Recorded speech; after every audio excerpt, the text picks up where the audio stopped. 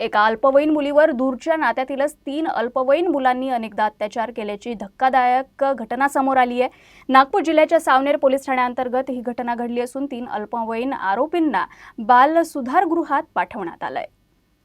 मिळालेल्या माहितीनुसार पीडित मुलगी आणि गुन्हेगार एकाच गावातील रहिवासी असून दूरचे नातेवाईक सुद्धा असल्याचं सांगितलं जात आहे।